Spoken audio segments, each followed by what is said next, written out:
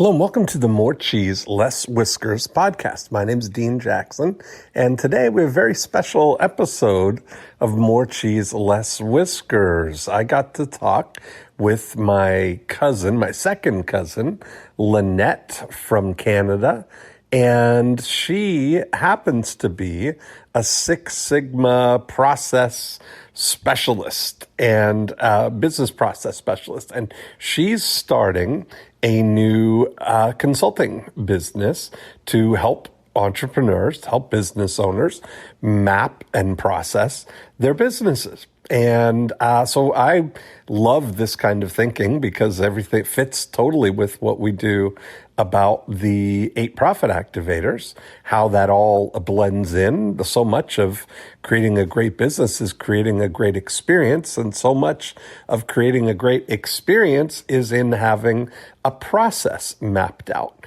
And so we got to talking, and I love to kind of dig in and see what her experience has been. And we are actually working together right now on a business mapping process for my business. So I love how this is turning out, and I can't wait for you to hear this episode too. So here we go.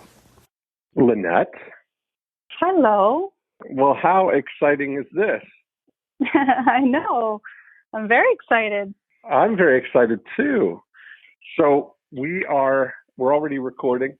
We do the whole hour. Everything is just recorded. It's just a conversation between you and me, all about what you've got going on and how we can hatch some evil schemes for you. I'm excited. I should tell people that Lennette is are you my second cousin? Is that how we say what we are? Yeah, is that what a second cousin is? You are my cousin's daughter. So that's right. We are second cousins. Okay. And so it's funny because I was in Georgetown. We both grew up in the area, and I was there just a couple of years ago now. Was it 3 or 4 years ago? I was out at dinner. Yeah, and I hadn't seen you in years. And you came up to me at dinner and reconnected, and that was exciting to see you. So now I'd love to hear that you've got the entrepreneurial bug, and I do. You've fallen in love with marketing, which I also love. Mm-hmm. I see you on the I Love Marketing Zooms, which is great. Yeah. So I'm excited to spend some time with you and hear what you are up to and see how we can give it some shape for you. So tell me the whole story, because I want to hear what you've been up to and what you're thinking. Okay. So I've been following your podcast as well as the I Love Marketing podcast. And I guess for me, I'm just starting out, so I don't have that client base yet. Mm-hmm. But basically, I started a business to help small business owners or business leaders kind of fix the elements in their business that they feel are holding them back. And funny enough, I think COVID has probably highlighted that for a number of people in business. And so I wanted to take. You're not, especially now that a lot of times people are expected to kind of work remotely. That'll shine a light on some weak links if you've got them, right? Mm-hmm. Or do more with less. And really all of my background being, so I'm a Six Sigma certified black belt. And wow. And so in the past 7 years, I've undergone some educational pursuits. In 7 years, I've gotten 3 certificates, and 2 of them are from the University of Toronto. One's for business analysis, the other's for business management. And then in the middle of that, sandwiched in the middle of that, I got my black belt certificate in Lean Six Sigma. So really that's, I think, where my passion comes from. Oh, thank you. I love processes and what seeing processes can do for a business, and something that's so simple can have such huge impact. But oftentimes smaller business or medium-sized businesses really don't have the the money to hire that kind of resource. Mm-hmm. So that's kind of where I'm hoping my business can fill that void, helping them build better processes, start mapping goals and developing strategy plans. So really that's where I'm coming from in this business, and I'm just starting out. I mean, so I'm brand new. I have a target market. I've done some research on my avatar. The problem is I don't think my avatar hangs out on Facebook. Right. Now That's I kind of you'd be surprised, actually. Yeah. Okay. You'd be surprised who hangs out on Facebook. I mean, it's true. There's a lot of different people on Facebook, so it's always a good place to start. But what have you been doing in these 7 years with these skills? How have you been developing them or applying them? Have you worked in other in the corporate world, or what kind of background? So I've worked in 2 different industries. So I guess in both industries, I've been there for over 10 years. So my first industry that I worked in was in the automotive aftermarket industry. And then currently I work in a CPG industry on the food side. Mm-hmm. And over those 20 plus years, I've really, my career has come from trying to be in the white space of businesses where other people don't really fill the need. Mm-hmm.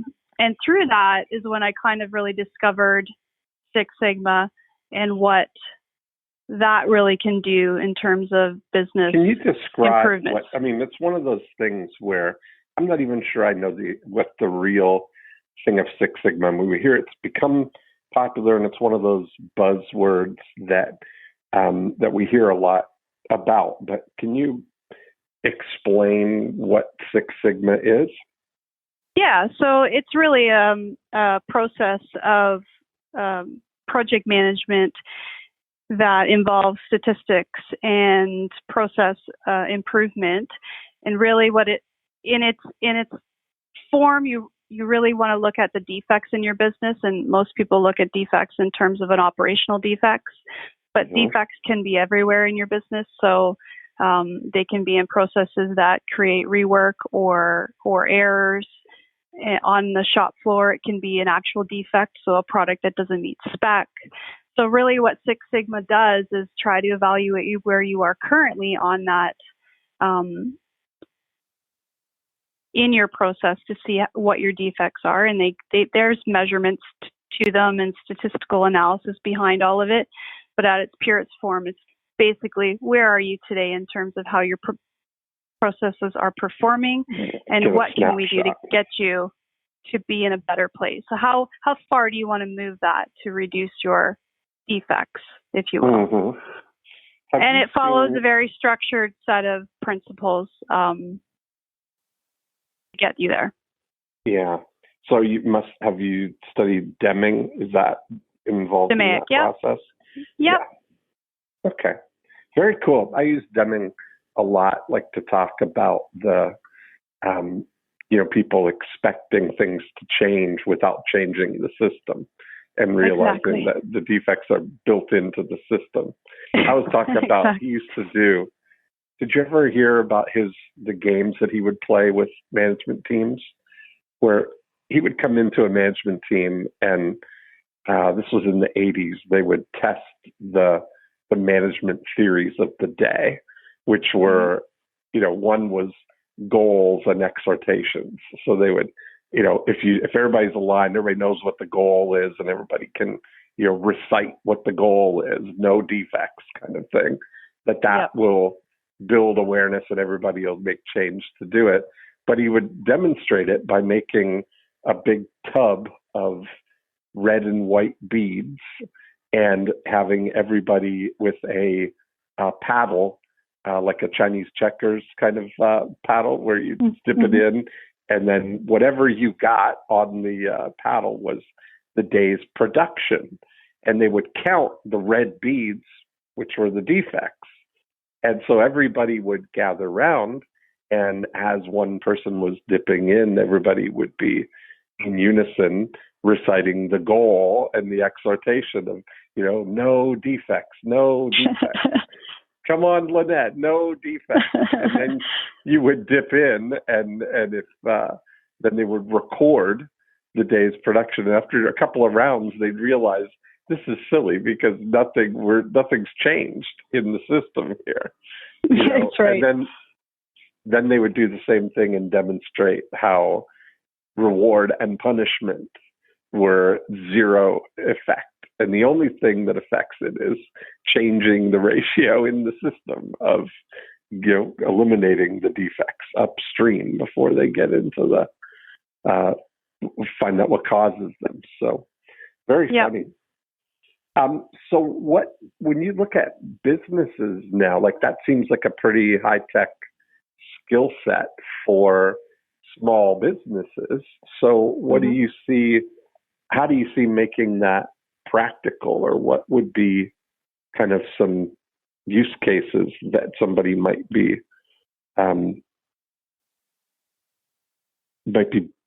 good for them? So my approach to this is more of two different ways, because each business leader or owner has a different. First of all, it has to start with the leader, because it's only the leader that can make change in their business. So starting with them, I have two different approaches that I wanted to take in this business. And one would be in the future looking at doing something that's online. And because one, it starts with the leader, but it's only sustained through the teams within that business. So how do I bring some very simple concepts and processes into introduce them into somebody's business through their teams? And I can do that through an online format. But then to start off and kind of build that reputation and also build testimonial, right now I'm looking to do that in both free and paid environments. So free workshops for those who are maybe they're ready and they know they need to make the change. They just don't fully understand what that means. So it's introducing them to some of the concepts, and then hoping through the free workshops, we can get them into a more structured approach to, how many months do we need to look at working with you on something? What is it that you're looking to? So it's a very much today one-on-one approach to one-on-one or team collaborative approach to what the business needs. And this will allow me to really understand what's the common theme out there amongst businesses, so that then in the future, I can take this into a more online platform and the membership platform where when people want to solve a problem, the resources are built in online. They can just go access it. And so is the main thing that you're looking to do be on consulting about this, like telling people what to do, or are you looking at being a potential resource for people, for people, like to create business processes for people, or to? I think it has to be twofold, and I think I have to. Well, one, I have to share my knowledge. But again, in a business, the leader and the team need to sustain the change. It's not a one-hit wonder. Right. So how do I bring my skill set within, expose it to the organization in the beginning, and maybe I help them build the first process, and then be a coach or a mentor through that until which time they can run with it on their own, and we can move on to the next. Maybe things are phased. So, they're very small, simple things like the low-hanging fruit that any business can grab today. And then as you get skilled at that, you develop more like, okay, now we've got our operations going. Now we look at goal setting and strategy development. So it's a layered approach to a customer. So what would it be? What would be some of those things when you call the low-hanging fruit? What would be some examples of that? Well, I have one of my lead magnets is actually a document that I called Beyond the Financials, like hearing what your business is trying to tell you. And in that, I walk people through elements that they can look at in their business. So, for example, some small businesses, how much are you paying on credit card fees? can you reduce credit card fees? How much of your product is being returned by a customer, or why are they asking for credits? Like what percentage of your sales ends up being some sort of request for credit? Because that's a defect. It may not be a defect in terms of the product. It could be the service that your business, and a lot of businesses focus in on the quality of the product they deliver. But outside of that, there's also the experience your customer has when buying that product or that service. And so when somebody calls and looks for a credit for something or an adjustment on a price, why is that? So it's looking beyond that to see what you can do to improve, to maintain your revenue and not kind of chip away at it through things. The other thing is restocking fees. People overlook how important the relationship is with their supplier. Their supplier can make or break them the same as a customer can. And if your business is notoriously difficult to deal with, you're going to pay a price for that. So it's understanding whether there's opportunity on the supplier level to reduce costs or create efficiencies. So it's really those, when you look at a financial statement, all of that's pooled up into very simple lines on your financial statement. You don't really see some of what's really driving costs in a business until you peel back the layer and look beyond those financials. That's an interesting thing, beyond the financials. A lot of times, you look at entrepreneurs, a lot of them are not very in tune with the financials themselves, even the big pieces of aside from the top and bottom lines. So that's an interesting thing, I guess, until you get to a certain level. What's the makeup of the business that you're talking about as your ideal? What would be the size of the business and the... I don't know that I have a threshold on that, because I have I've been giving some of my time for free to some other friends that are just starting out on their business. And what I'm finding is, like you said, the entrepreneurs they're in business because they're really passionate about something. And the one friend that I'm working with now and helping her develop a business plan and goal setting and strategy development, and she's new as well. She's in business because she's passionate about something. And she just says to me, Len, I'm in business because I really love this subject, but running a business is exhausting. And so it's those details that even a small business owner can miss, or not even miss them, but just not even see them either. There's another, because they're not looking at them, I guess, right? That a lot of times, right. In a growing business, I can tell you from experience that when you're at certain getting things going, until you get people to support you in things, that the real focus is on driving top line revenue. That's the real focus of most kind of growth entrepreneurs. And the details of stuff get kind of lost because if they're the ones that have to be that have to do it, that have to focus on them. Funny enough, when you think of improvement, the unfortunate part of that is that most times people don't invest in improving their business until it's a necessity. Whereas if you took the time to invest in it before it becomes a necessity, you're actually creating so much more stability within it. Well, what about even things like process maps? And I know you talk a little bit about that as a focus. You've talked about user experience that I heard you mention, and then I think before you had mentioned process maps. But talk about that a little bit, about what your... So, process maps is is one thing I'm very passionate about, because firsthand I've seen how it can transform not only a business unit, a business entirely, but also a team. I use them religiously through the business portion that I manage today in my corporate world. And they are good for explaining to people the expectation of how the job needs to be done. It ensures the job is repeated, so you're creating quality around the job, so it's repeatable.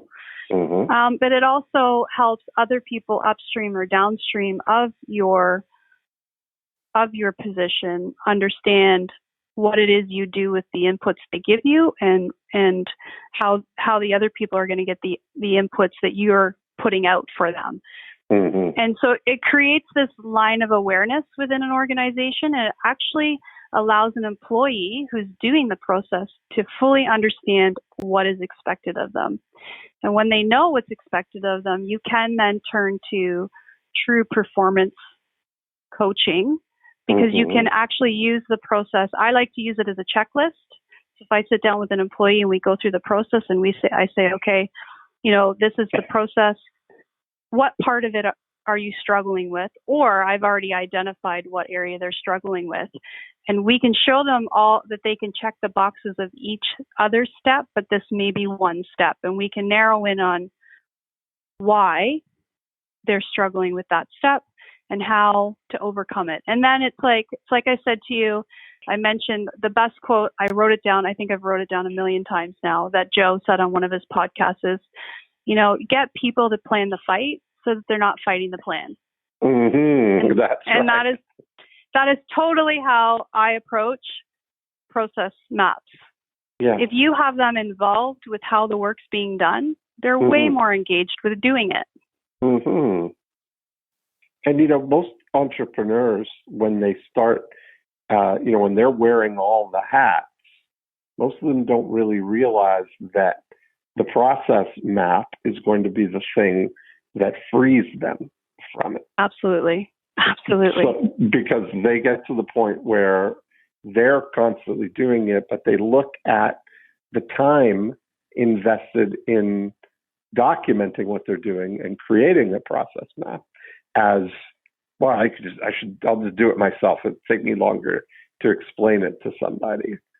But they don't realize that you only have to do that extra time. You take twice as long one time to do it, but it's going to free you forever from it. And that's the biggest thing. When you scale up and grow, you've documented it that you can literally just hand it off. Yes. And let someone else own it. Yeah, I think that's the thing, is that they don't get that freedom. I find, especially entrepreneurs that are kind of solo entrepreneurs that are just starting to get traction on their business. They've figured out how to make the phone ring, how to get engagements, how to get busy, but then they're too busy to hire someone to to kind of processize what they do. So that's a big opportunity for people. I mean, that certainly could make a big difference in somebody's business if they knew how to do it. Because the big frustration that they have is that they end up even when they hire one person, that's the big mistake that ends up happening, is they hire an assistant and they don't understand the difference between a project manager and a process manager. And that is the frustration that they end up with, is they've got all this stuff that they're doing and they give it to a project manager who likes to take a mess and organize it and turn it into a process, but then they get sick and tired of doing it. They don't want to do it all the time. Or they hand that mess to a process-oriented person, and because the process isn't mapped out, they don't know what to do. So they have to come to you to make sure that everything, what do I do here? What do I do here? How about this? And that's what's frustrating to somebody. Having that self-awareness, I think, really helps. We do a lot of, do you know about the Colby test? No. Okay, so the Colby Index is one of the things we use in the entrepreneur kind of world, but it tells people, gives you an awareness of what your cognitive preference is, whether you are, there's 4 different polarities. You're a fact finder, meaning that your first instinct is to just research and find all the facts before you make any decisions, or you're a follow through who likes to organize everything into a process, or you're a quick start, which most entrepreneurs are quick starts. You get the idea and you just want to go into action. Don't worry about the details. Let's just get started. Or a follow through, which is someone who just likes to build something, right? So the idea, and you get a number out of 10 on each of those. So I'm a 4, 4, 10, 1, 4 fact finder, 4 follow through, 10 quick start, and 1 implementer. So I know that my mode is to get ideas, which I have all the time, and then get just enough facts and structure around it to get into action, but I'm not going to be the person that, if I was a longer, higher on implementer than a 1, then I would get in there and build a prototype, that's how I take action kind of thing. So I suspect that you would probably be a higher follow through than most, because you've got a natural kind of, it feels like a natural fit for you, right? It's funny that you say that, because in the course of my career, I've always supported the executive side of the businesses, and it's usually they are that shoot from the hip. Let's get going on this, and let's just leave the details to Lennette. And exactly. That is literally how I have existed in my career for 20 plus years. And so I just figure there's so many other people out there that could benefit from that. Why not put it out there for other people? And it really comes from talking to friends and acquaintances that are running businesses that kind of started to say the same things. And then, and I can help. And that's really the why I'm doing this, is I just feel like there are a lot of businesses out there that don't have the resource power to hire somebody with the human capital that I can contribute. And so why not contribute it? How do you approach, you had mentioned like the customer experience. Do you look at that as part of this process? Is that something that? So when the very first thing that I would tell business leaders or owners to do is, sit down with the customers that make up 80% of your revenue, and then further sift down to those customers that are going to give you the honest truth, because some customers are buying from you because you're you. And they may ignore the experience that they have with your business because of you. So really, what you really want them to do is to give the honest description of what it feels like to do business with you, not with you as the person, but through. So even if you have a business and you only have 5 employees or 3 employees, but what is it like for that customer to deal with those 3 employees? And then do the same thing with your suppliers. And start to paint a picture of what experience do they have with your business. And through those interviews, you try to obviously create open-ended questions where where they actually have to describe how they feel or their pain points. What are the pinch points? Obviously, taking in all the good stuff, those are testimonials. That's great stuff about what you're doing well, but you really want to note those pinch points because those are what make up your low-hanging fruit. Those are what you can change to make yourself more competitive, create a more engaging customer experience, and really maintain those customers beyond any, you want to insulate yourself beyond price wars or anybody new coming on the block, because not only they're doing business with you, but the total end-to-end experience is great. Think about this for like new client onboarding and stuff too, right? Like if you're looking at, if you have a SaaS business or whatever, however you're bringing people into something, what that experience could be for them. This could be an interesting thing. Do you actually have a process for mapping out experiences like that? So what I would do is I would ask the business to collect that information, and then we'd go through, well, what was the feedback and what did they tell you about the things that they really don't enjoy about dealing with your business. And then the next step is to really go into the analytical side of your business to find out where can you see that in your business. And really the goal is to be able to somehow quantify what that's costing the business. Or it might not be costing you anything today, but what is the opportunity if you could overcome that? So it would be your opportunity to do better, or could it be your sustainable competitive advantage? And then from there, root causing. Then we come back to the kind of the roots of Six Sigma. Okay, well, why is it happening?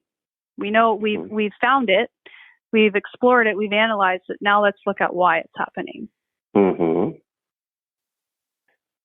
And then map that out. Map it out in the current state, because there's always the process the leader thinks is happening, and then there's reality. Especially when they're not mapped, especially when they're not documented, because people take shortcuts. They're humans, work smarter, not harder, and they don't necessarily represent what the process was in the beginning intended to be. So you map out the current state, you look at how it's flowing today, and you really start to learn about what the awareness levels are within the leadership as well as the team. And then start talking about, this isn't clearly working for our customers because they've told us that. Now, how do we take this process and improve it? And this is where the team has now input on, how do you make the work better? How do you make the customer experience better, or the supplier experience better? And then you build it into a new process, and you trial it, and you see what happens. And then you see what financial impact you may have within your business. So, maybe the customer orders more, or maybe through that you get another customer, or you found somewhere in your business that's actually been costing you money. Maybe your credit percentage that you've got these orders coming in, but how much are you giving back in credits or deductions? So how much are you having to discount stuff? All of those things lead into improving your business and insulating yourself for the future. And once you've gone through all those steps and you've built a new process and you've trialed it and everybody's happy with it, you now have it documented, and it is the benchmark for how the work gets done moving forward. And it's a living document, so it can always be changed. I mean, it's pretty amazing. But so it sounds like what you're describing would be a kind of bring your own team experience. Yeah, right? Like exactly. you would be kind of guiding the team on a process of what to do. And so is that a kind of a requirement for the people that you would be working with, or are you in a situation where you could help them to build the team or to get a team ready kind of thing? A lot of both. Okay. Because a lot of the stuff that we do, like a lot of stuff, marketing, things that I do, I've discovered that there's, everybody kind of talks about scaling a business, and certainly processes and everything are the key to scaling. Do you know Vern Harnish or the Rockefeller Habits, or no? Scaling up is business, but they, that's all their protocols are about scaling a business and using systems and processes, just like what we're kind of talking about. But there's a kind of pre-level to that, is you have to have something that I call scale ready, and so a lot of the things what we do on the marketing side especially is help somebody crack the marketing code, so that they've got the scale ready marketing algorithm that they can launch and then scale use that to scale the business itself. But that would require if somebody's starting out with that, they wouldn't have a team to, kind of deploy this on. I guess what I'm looking for is to see the scope of stuff for, like, a lot of be more people listening to this podcast that would be solopreneurs or small teams, meaning they might have, 2 or 3 people kind of thing as a thing. Because I look at where we've come, as having now 11 or 12 people. That makes a difference, but that's still pretty lean in terms of, capabilities for scaling kind of thing. That now would require some process mapping to go to next levels kind of thing, Yeah. So right now I really am looking, because of the climate of business that we're in today, I'm really focusing on those solo entrepreneurs or the very small business minded, and I'm willing to do both. So in order to introduce a concept, it has to start with the leader, and so I want to start off with them and helping them get their business processed, and that's the name of my business, process that business, so that I can grow with them. So help them achieve the stability they need today, but also be a resource for their teams tomorrow when they need to, because to be real, when business comes, it comes fast, and there's not always a lot of time to be sitting down and saying, this is how I want things to be laid out. And so in my role today, whenever I'm asked to map out something or create a new process, I always say to that leader, I need you to explain to me what the end looks like. So when I come to you at the end, what are you expecting to see? And then I map it backwards. And that's really what I would do with another person's team. So starting with them, and as they grow and their needs grow and they create people on their team, how can I support them through that process? That's pretty exciting, because we're looking at a situation now where, just in general in the world, it's become so much easier to collaborate, with other, with other people. So now that it's okay that we're all working remotely, that even opens up the door for that even more, because Absolutely. it doesn't matter now that you're not in the building kind of thing. It's like, everybody's got the opportunity to provide whatever sort of, niche level contribution that they have to a thing in a modular kind of way. One of the things that, you may have heard me talk about is our idea of breaking a business into 3 individual units: the before unit, the during unit, and the after unit. And, I've been having a lot more conversations lately with this realization that the before unit of a business, meaning the business unit that delivers new customers to the during unit, has really an opportunity to be completely modular, because there's no constraints in Cloudlandia that we've been calling it, that you can literally be anywhere and serve anywhere with as long as it doesn't require, physically touching somebody or being in the same, on the ground, delivering some kind of physical good to them. So much of the stuff can be managed there. Is there an opportunity, in providing sort of stealth teams that maybe you could put together that deliver a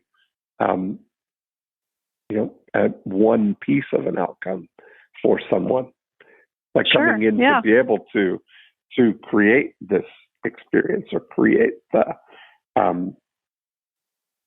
map? Absolutely. Yep. It's interesting. Like, I just think about it as being more, there's a lot more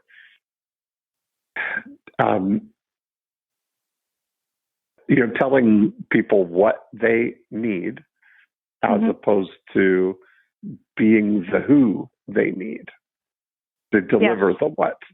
Because all of that, when you're telling people what, you're kind of in that whole showing somebody how to do something.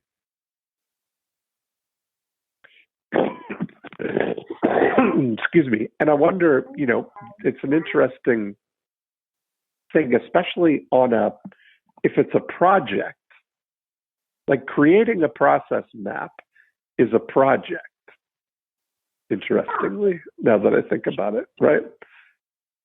Like it's beginning, but it's an ongoing, it's a living, breathing thing. But the process of creating it is a project on its own. I'm just thinking, I'm wondering how many businesses would love to be able to have someone, kind of be able to come in for a short period of time to create the process map for them. Yes, absolutely. And maybe even be faster, right? Yep. I think coming in and creating them for them would be the first step. And then later on, as their business grows, is where you come back and you say, okay, here's where we started. Yeah. Now let's improve upon that. Mm-hmm. And this is where you get the employee engagement.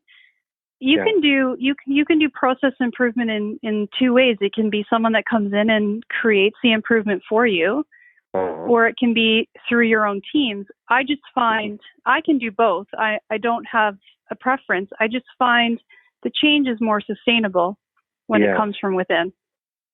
I'll give you an example of how, my experience of that is, I used to have a lady, Nikki, that worked with me. And this is how it came about. Was I created a program for our real estate. We do a lot of work with real estate agents, and I created a program for our money-making websites business that was a 90-day experience for new clients who we would bring them on board, get their website set up, get everything in place, then go through a 90-day process to help them, do the 12 steps between starting from scratch to getting their first client. And I created the program on the fly once, so I invited people in, and then I created the program as I went for the first 12 weeks. And then about 30 days into it, I launched a second group because I'd already created the first 4 weeks for it, kind of thing. Mm-hmm. And then they would go through that process there. But then Nikki came in after halfway through the second group, and she helped me organize what I had done into a process, because I was creating it with that in mind, that it would be a duplicatable process, but I was creating original work kind of thing as I went. And version 2 was slightly different than version 1 based on what I had learned doing that. But we did it 3 times. And then Nikki created this binder of the actual process that we had, and she ran the program for 4 years. But she was that kind of follow through, organize the process. There were 93 touch points in the whole process from beginning to end. Like on, day 1, send this email and this blog post. And it was mapped out, very detailed. And we would always start the process on a Thursday, so that it was always the first Thursday of the month, or the second Thursday of the month, sorry. So we could always go into that day 4 was always a Monday kind of thing, so we knew that on day 4 and day 11 and day 18, there were emails that went out, in a sequence. All we'd do is push the launch button kind of thing, and then all the reminders and everything would unfold at exactly the right time. And everybody felt like they were going through, a completely built for them one-time experience. But it was, for me, it was exhausting to do that. To sit through, as Nikki was getting the things, extracting what I wanted to have happen on certain things.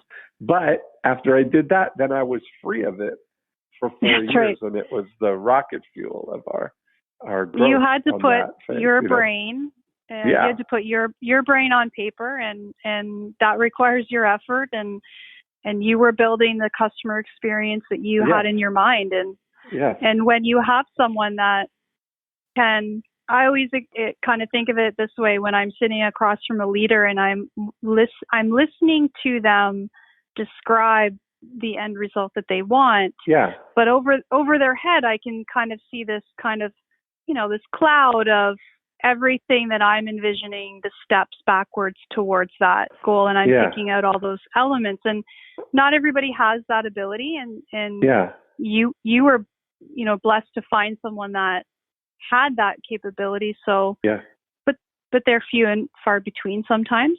Right. But they're such a vital portion to especially startups. Yeah. Yes, I get it. So I find that even in, I guess that same thinking would go for creating user manuals, I guess, like that. Yes. It's another sort of steps So like that, right? today Mm-hmm. in our business today, we're creating a tool in Excel that Mm-hmm. we eventually want to find somebody to build for us as Mm-hmm. a program, and Mm-hmm. we're using Excel and process maps to actually kind of map the coding of it because nothing really exists today. And Mm-hmm. so together with process maps and Excel, Mm-hmm. we're trialing, and you were doing the same thing. You were Mm-hmm. building the blueprint to, Mm-hmm. today what I'm sure you probably have automated. So Yeah, that whole, it was semi-automated after that. Then it required some, she was hosting the thing, and we had, a few different outsourcers that we used for specific task-oriented things. At the time we'd start somebody, it was a flurry of activity to get 30 people at a time ramped up. So it was like a sort of, a 1 or 2 week kind of build up to launching on that Thursday. So that would always give us, 10 days kind of thing, I think, in the building up to it.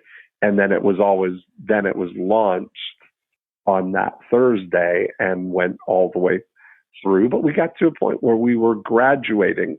I call graduating that people were successful and going on with 72% of all the people that went through it. And that, we could have even done better if we had a little more filtering in the beginning. But in anything, you're going to have 10% of the people that just never do anything or get out of the gate, right? So overall, the people who were moving, we did a good job. 72% is a pretty good job. Yeah, it was great. So that's kind of a fun way of looking at it. Well, I may be cool. I may be one of your customers here. I might be able to use some help with a couple of our processes. Absolutely. Map out the experience for you. Yeah, this is my,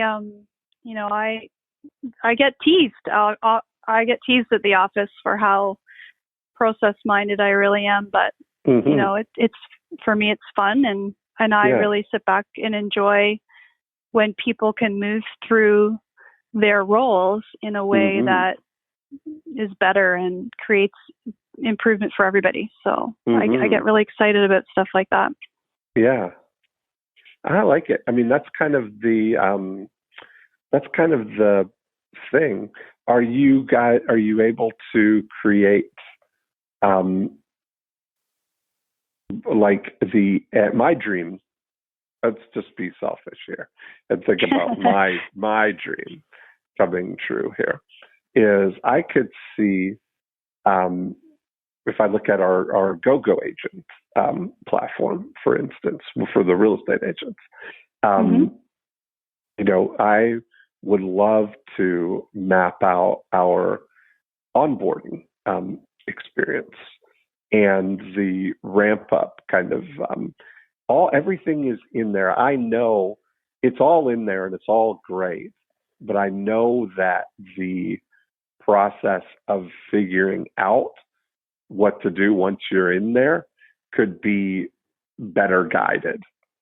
And that would be my dream, is to have a really great field guide for our GoGo agents to say, do this, and then this, and here's how to do this kind of thing. Create the great recipes for them. The instruction, almost like the instruction manual kind of thing. Yep. Is that the kind of thing? So here's where I'm either going to be totally attracted and in love with the idea, or I'm going to be like repelled by the idea. Is that something that would be that you could draw stuff out of me and use the resources that we have to help create that manual, or would it be, Yes. here's what you need to do to create that manual, where I would have to do it? No, I usually, in a situation like this, I work best when you're talking and I'm taking notes, because your dream is ultimately what should be my goal and your team's goal to put to paper. Right. And so, and process maps and field guides, or in some industries they're called SOPs, standard operating procedures. Yeah. They go with process maps. They are a part of the package, and you can't really have one without the other. Process map is such a high level snapshot. You need the greater detail, and the more detail you give, the better the process executes. So for sure, I mean, I personally live in at my best when I am with somebody who can. You don't even fully need to articulate it. You just need to tell me how the experience feels. And usually, well, right now, yeah. There's the thing is, right now, this is the thing, is that right now there are lots of people who are successful with what's in there now. They're able to figure things out, but they have to seek and find it, as opposed to, and we've got Diane, who is our, one of the things, she's got the procedures for a lot of the things. We offer an easy button program where people, rather than figuring out how to do it, they can push the easy button and we'll do it for them. So I know that Diane has a lot of these processes mapped out for her to be able to do these for people. But somebody wanting to do it on their own, it's not as easy for them to figure out. And I know that the people who do figure it out are people who are patient and able to, seek for it. But it's not as easy as it could be, or as intuitive as it should be for people to do it. And I think that would be a big win for us. That would be, because we offer it on a free trial basis, where people can come in and experience it for 30 days and then decide whether they want to continue. And I think we could double our conversions if we had a really mapped out process for a welcome process, that 30-day experience. So that might be a nice project that you and I could work on. Absolutely. That would be great. I'm addicted to learning, and that's the other part of why I'm doing this is, I've spent the last 20 plus years of my career only with really 2-3 companies, and I am addicted to knowledge. And so the more I can do this for different businesses, the more I learn, and it's a win-win. Well, this is all very exciting. I'm going to have to we'll have to keep people apprised of of how it all works out. But I think that'd be a great, two-part podcast to do it and then come back and talk about what happened in the experience, and maybe that could be an encouragement to other people that it'd be a good thing to do. Absolutely. I'm game. And there we have it. Another great episode. Thanks for listening in. If you want to continue the conversation, we'll go deeper in how the 8 Profit Activators can apply to your business. 2 things you can do. Right now, you can go to morecheeselesswhiskers.com and you can download a copy of the More Cheese, Less Whiskers book. And you can listen to the back episodes, of course, if you're just listening here on iTunes. Secondly, the thing that we talk about in applying all of the 8 profit activators are part of the breakthrough DNA process. And you can download a book and a scorecard and watch a video all about the 8 profit activators at breakthroughdna.com. And that's a great place to start the journey in applying this scientific approach to growing your business. That's really the way we think about Breakthrough DNA as an operating system that you can overlay on your existing business and immediately look for insights there. So that's it for this week. Have a great week, and we will be back next time with another episode of More Cheese, Less Whiskers.